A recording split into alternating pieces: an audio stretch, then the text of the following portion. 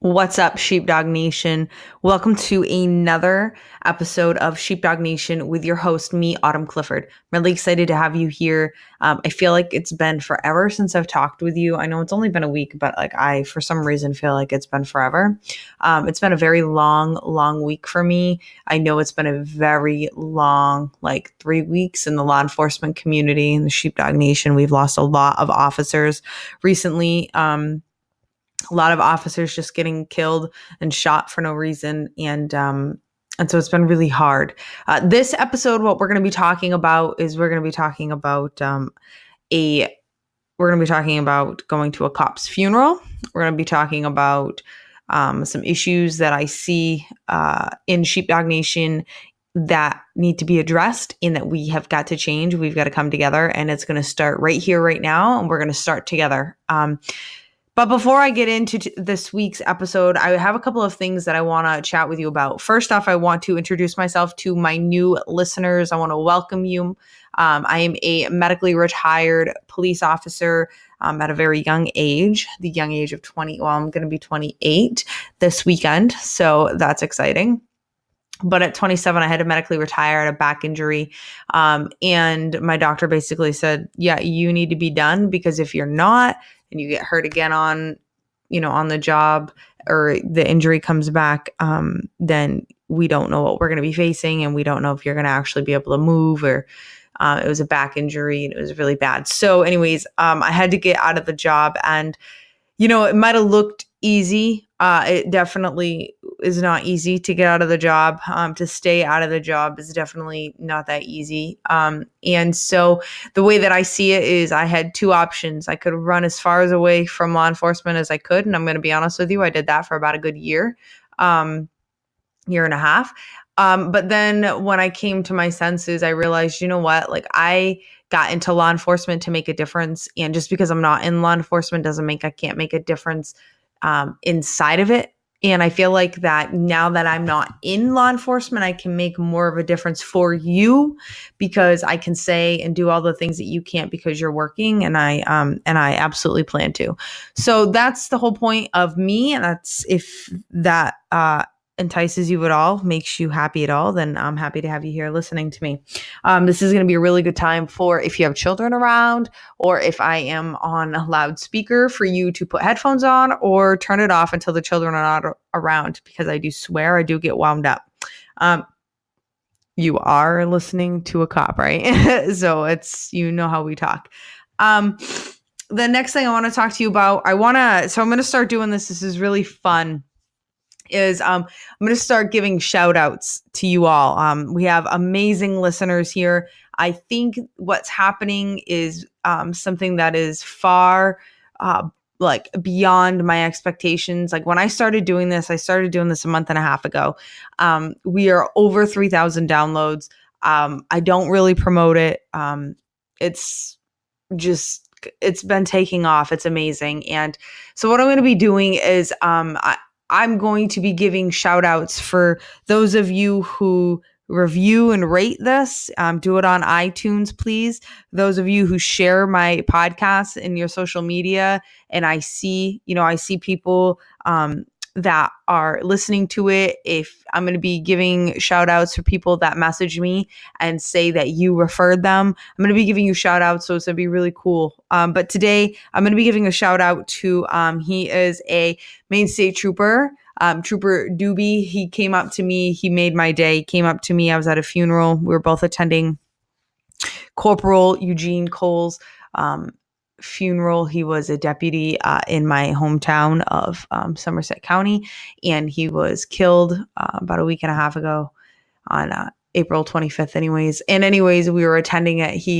This trooper came up to me and he shook my hand. He introduced himself to me, and he told me that he listens to my podcast and he loves my podcast. And I don't think he even knew how much that meant to me. So huge shout out to Trooper Doobie, and a big shout out to every single one of you listening to me. If you want to get, shouted out, then please share my stuff, let's really spread this along, Sheepdog Nation. Write a review, share it out, recommend it to somebody. Let them know that you tell me, you need them to message me and tell me that you recommended them, and I'm going to give you a shout out. Another shout out that I'd like to extend is to Blue Line Flex. You can find them on Instagram. No, this is not a paid promotion. This officer, he runs a page on Instagram. It's a very successful page, and he found my podcast and he's been listening to it on his midnight shifts, and he wanted me to know that his midnight shifts go a lot quicker when he has good stuff to listen to. So he listens to my podcast, and he actually featured my podcast and surprised me on his Instagram story. So that meant a lot to me. So thank you, Blue Line Flex. Okay, so let's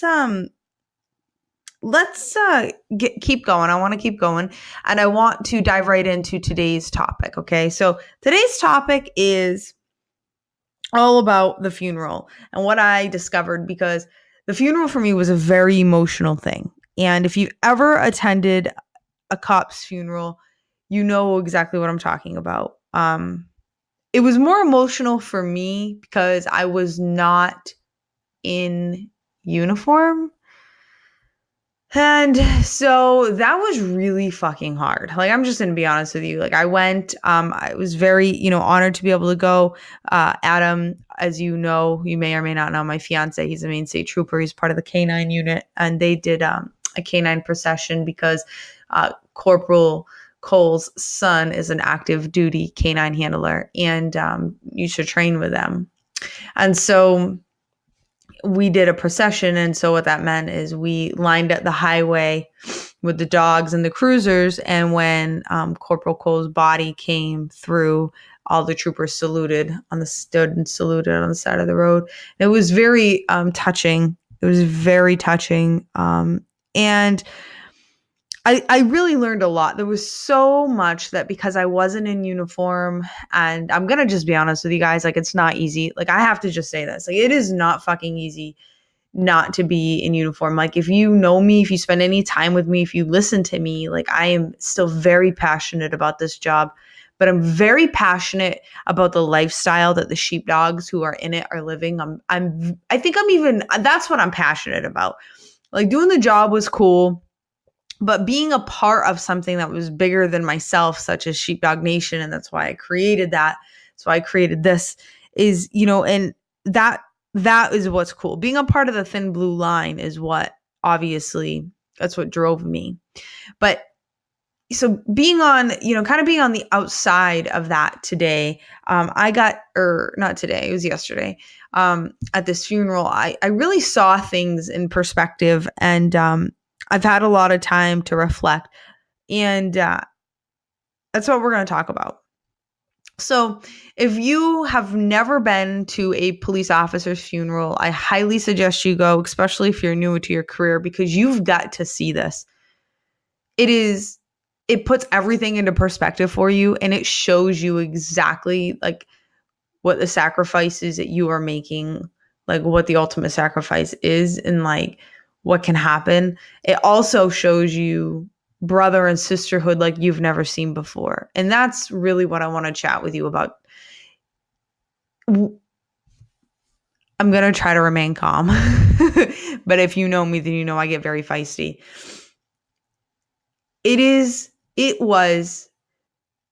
Still is. And this was this was a small funeral compared to, what a lot of you guys have been to, in Massachusetts, and I'm sure down in Texas, they're huge. Maine, we went up to, northern Maine, so it wasn't as big, but, we had officers from Chicago, from Texas, from NYPD. The rumor has it there was some from Alaska. And, so that's amazing. But what I'm trying to say is the brother and sisterhood, the sea of blue, with every officer having the exact same feelings of just, anger, pure anger. The whole time I'm at this funeral, all I'm thinking is, this is all that kept replaying in my head. Now, I did not know the deputy personally. I didn't. Okay, so if you're asking, that's probably a question in your head. No, I didn't know the deputy personally, but I didn't need to, because all that I was thinking in my head was, my brother got killed for no reason. He got shot for no reason, just doing his job. And that's all I kept thinking, is that that's my brother. That's my brother who is dead, and there's no fucking reason for it. And that could be any one of my brothers and sisters in this room. That could have been me when I was 10-8, and that means in service. And it was just very like hard, right? So emotional. And then it led me to think about something else. It says we're doing this processional and we're with, I don't even know how many, a lot of canine officers, like from all across the state. Some came from out of state. I talked to 2 guys from New Hampshire or Massachusetts, I think. I can't remember, but they're from, they were awesome. They were from out of state. They came to support us. They brought their dogs. They're canine handlers, super awesome guys. And I'm just sitting there and I'm thinking, the brotherhood and the sisterhood, we are so tight. We are just so tight, right? And like, that's what I'm thinking. I'm like, this is fucking amazing. Like, everybody's here. Like, we had lots of conversations around Corporal, Cole. And like, we talked about that and we talked about the brotherhood, like all of us, like just standing around and like waiting to go and do this processional. We talked about a lot of things. And, I got to see a couple of the guys that Adam and I went to the same police academy together. And in Maine, it's like boot camp. You live there. And so there was 2 guys who were really close with the 2 other troopers. We all went to the academy together. And it's just always so fucking good to see your academy, like classmates. And if you've never been to the academy, then you don't understand it. But like, there's just this bond, right, with academy mates. Like, for me, and maybe it's not like this for you, but for me, because I take this blue blood, like I literally take this blue family so serious. And you're going to get to, as you listen to me more, you're going to get to know that about me. But I really want to press upon this to you. So I want you to keep listening. And I want, if right now, like you're around some officers, like it's midnight shift, you need to tell them about this, because every officer needs to hear this. Okay. What I'm about to say. So we're standing around, and it's some troopers who, we went to the academy with. And like I was saying, it's like, there's just no bond like that. Like an academy member, I went to the academy with 60 cadets from all around the state of Maine. And if any one of them called me today, it wouldn't matter. It would not matter. It's like, what do you need? I'll be there. Like, don't worry about it. I got it. And like that bond, Sheepdogs, that's nothing. That is like nothing I've ever felt. And I know it's the same for you. And here's the thing. It's the same with everybody who wears our uniform. It doesn't matter what agency. And I know, listen, we give each other shit, state police is this, and, the sheriff's office, they're, maybe they're better, or the state police are better, or, both of them are better than the city cops. And then the city cops are like, those fucking assholes. They're clowns. They don't even know what the hell they're doing. They can't tell their head from their ass. Like, we do real police work in the city, but we joke around, and we tease each other and stuff. But here's the thing. At the end of the day, we all wear the same badge, okay? And now I'm not saying that there aren't officers that are like, there are officers who are better than other officers, okay? Just like there are doctors and lawyers who are better than other doctors and lawyers, okay? Like, we know this. But here's the deal. We all do the same job, okay? We wear the same badge. We all experience, whether we want to admit it or not, the same exact shit. We go through the same stress. We all develop the same mindset. We all fucking have to deal with the fucking public the same way. We have admins up our asses. We have to come home and deal with our families. We've got to try to fucking be normal. We've got to try to fucking be somewhat of a civilian when we're off duty. Like, we all have the same shit that we have to deal with. And yet, for some fucking reason, we are the first ones to stab each other in the back. We are the first ones to throw each other under the bus. We're the first ones to judge. I mean, let's be honest. Somebody comes into briefing and they look any fucking different than they did the day before, everyone's going to give them shit for the first 20 minutes of briefing. Like, let's be honest. And it doesn't stop there, right? Like, I know that. I live that life. You know it too. And I know it's all good fun, but here's the thing. We're also very quick to judge, and it's not in good fun. And we're all very quick to talk shit behind each other's back. I've worked in 3 different agencies. My fiance's worked in 2. It's all the exact same thing. I have friends who work in multiple different agencies. I know you listening right now, you know exactly what I'm talking about. And there is no need of it. And it has got to stop. It's got to stop.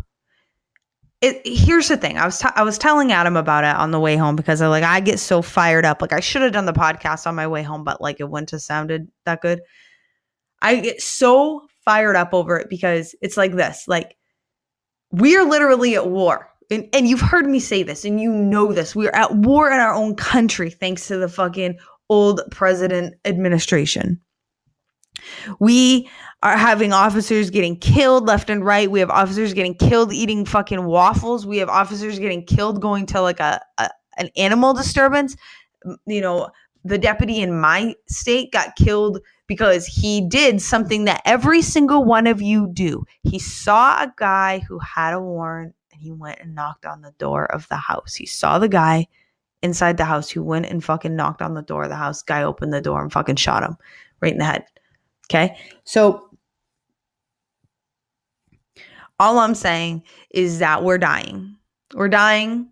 We're killing ourselves. The suicide rate is fucking unbelievable. And of course, no one's talking about that. And we're not doing anything about it. Like, our leaders are not doing anything about it. And I just want to bring that to your attention because I want you to pay attention, and I'm not trying to get you to be all soft. Like, listen, obviously you're on my podcast, right? I am a female. I'm definitely far more emotional than if you go onto like Jocko's podcast. You know what I'm saying? I'm very, very emotional. I am emotional because I'm so passionate about this, and I'm passionate about you because I want you to survive. And I don't only want you to survive your career. I want you to thrive. I don't want you to get that divorce. I don't want you to get out of shape. I want you to get that promotion. I want you to be happy. And not only that, I want your brothers and sisters who work alongside you to love and respect you, because sheepdogs, at the end of the day, that's all we have is each other. That's it. That is fucking it. Okay. They get you. The people you work with, whether you like them or not, they get you. They know why you're a fucking asshole. They go to the calls with you. They know how you operate. They know you inside and out. That side, they know that side of you. And that's a very important side, because that side is the side of you that comes out, minimum 40 hours a week. I'm sure more like 50, 60, 70 hours a week if, you're working overtime like every other cop I know. They know you. I knew my partners so good when we would work the job. I knew my partner so well. He and we would I'd pick up his conversation. Like, I would pick up where he would leave off and he'd do the same for me. I knew when he was way over the top and he needed to go outside, and I'd handle the call, and he did this. He knew me. We knew the words. I knew his body language. I knew by his facial expressions, and you know that with the guys and the girls that you work with, like, it, whether you fully like understand that you know it or you don't, that. That is huge. Okay, family, that is huge. That is like spouse status, right? Like, our spouses know that shit about us. But you have got to get this in your fucking heads that law enforcement is legitimately a family. And it hasn't been, straight up.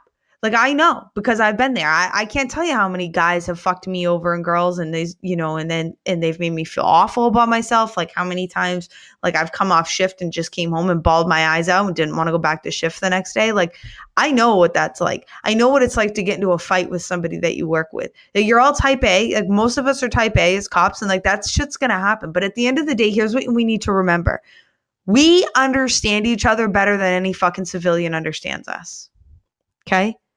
And while we're all on goddamn ego trips, I'm going to tell you what it's about. Every officer's on an ego trip because they just want to survive. But if we could come together, and this starts from the top down, but I know, I don't know, but I can't imagine too many administrators are listening to this podcast right now. Change my mind if you are. Let me know. But I really don't think that there are. And so it's going to have to start from the bottom, and we're going to have to go up. Like, if you're a patrolman, you're listening to me on your midnight shift, like, okay, like, let's start it from the bottom and let's go to the top. Start right now with you. So what does that look like? Look, even if your buddy or even if the people you work with or somebody you work with is a soup fucking sandwich, instead of, rolling your eyes, giving them a bunch of shit, telling them they're a soup sandwich, fucking leaving them to hang, to handle these dumbass calls by themselves, but you would help your fucking partner out, go help them. Make a fucking point and teach them and be the role model, be the leader you are. You're a police officer, you're a leader in society. Be that fucking leader. Okay, because that's your brother or your sister in law enforcement. And here's the reality. If they die, you're going to their fucking funeral. So don't spend your career, don't spend your life talking mad shit about everyone. Listen, that's easy to do. That's so easy to do. It's so easy to go pull up car to car and start fucking talking shit. I did it. I fucking did it. And I got caught up in it. You know what? I did. Hands down. And it's easy. That was easy. Okay. What I'm telling you to do is not easy. And it's going to be hard for a while until this catches on. But I'm telling you, you have got to start. Take your shift out to breakfast. Cook breakfast if you want to have it, in the agency. Plan, shift things. Have your families get together, all of you, not just 3 or 4 of you, because that's probably what you do now. Incorporate and involve everybody. If you see somebody who, he or she just fucking, they hate stopping cars, instead of just rolling your eyes at them, figure out what they like and do that with them. Maybe they're like all about fucking arresting warrants or doing more like fucking, who knows? I don't know what they're all about, right? But go figure it out and do it with them. Maybe your thing is interdiction work and their thing is OUIs, or maybe they love investigating shit. Like, this is what we need to do, family. Like, this is what we need to do. We need to not, shove each other, we don't need to fucking fuck each other up the ass. We do not need everyone going up to admin. We don't. We need to spend time together as a family, and we need to come together as a family. I'm not telling you to lie, and I'm not telling you to do anything that is illegal. Please don't misunderstand. But sometimes some of you are running your fucking mouths about, a call that nobody needs to run their fucking mouth about. I mean, police work got done and it just got handled. Just shut the fuck up. Okay. And it wouldn't be a problem if we came together and we started operating like an actual thin blue line family instead of a family that only comes together during tragedy. Because if you ask me, that we're functioning like a fucking, dysfunctional family. And we all know what a dysfunctional family looks like. They come together on the holidays and, by 5 o'clock on that holiday, everyone's drunk, pissed off, fucking fighting with each other.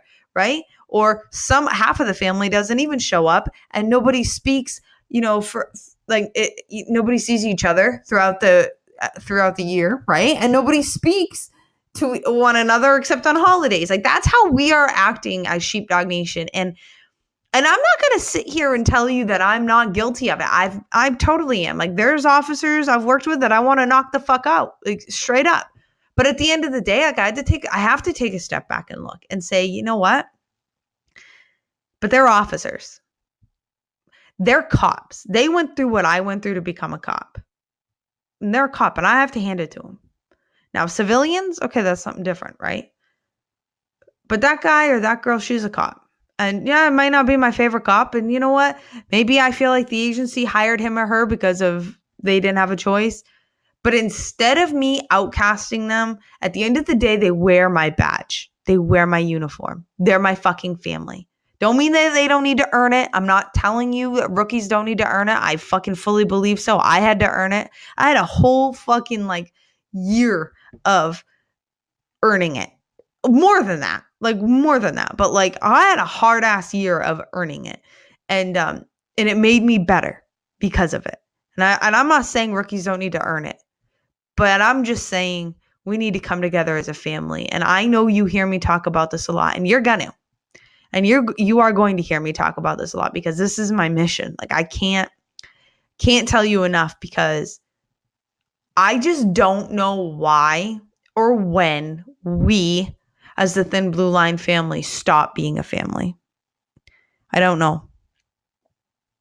I know that, police work 20 years ago, they were a family. I know that because I talked to a lot of old veterans and they just fucking did shit. They just did it.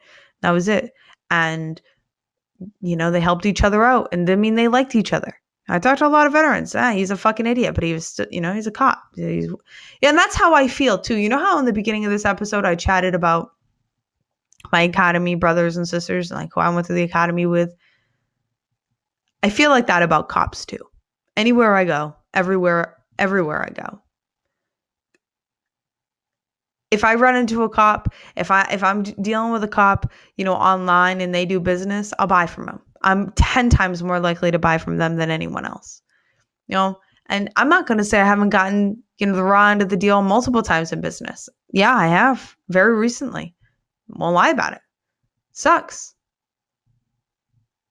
But they're still cops, and until they fuck me over, like, I'm going to give them the benefit of the doubt, but I'm going to treat them like they're my family. And even though I've never even met them before, because they're my family. And so I want you to start doing the same thing. I want you to start being a leader. I want you to come with me and let's come together as Sheepdog Nation, because we don't need any more funerals, family. We don't. And I know it's inevitable, and I know we're going to be attending more, but let's attend less. And let's really enjoy the time that we have together, and let's really come together and be a functional family instead of dysfunctional. All right? That's really all I have. That's what I have for you today. Thanks for listening. It's a lot of feels. I got a lot of feels today for all that. I know Police Week's coming up. This week coming is Police Week. And unfortunately, I'm not in uniform. I don't really know the rules. If anybody knows the rules, hook a sister up and let me know what the rules are. So for next year, I'd really like to go, but I don't know if you have to be a cop to go, or if I can go with Adam, or if I can, whatever. I don't know. I'm not sure. But next year, my goal is the Lady Sheepdogs. That movement will be there. If you're not a lady sheepdog, you need to be. If you're a female listening to this, if you are a male officer and a woman who wants to become a police officer, you need to get her in. You're going to see the link below this podcast. It's the Lady Sheepdog movement. We're changing lives. It's growing. I'm, just building it. But I'm telling you, if you want to be a female in law enforcement, this is where you need to be. It's everything I wish I fucking had.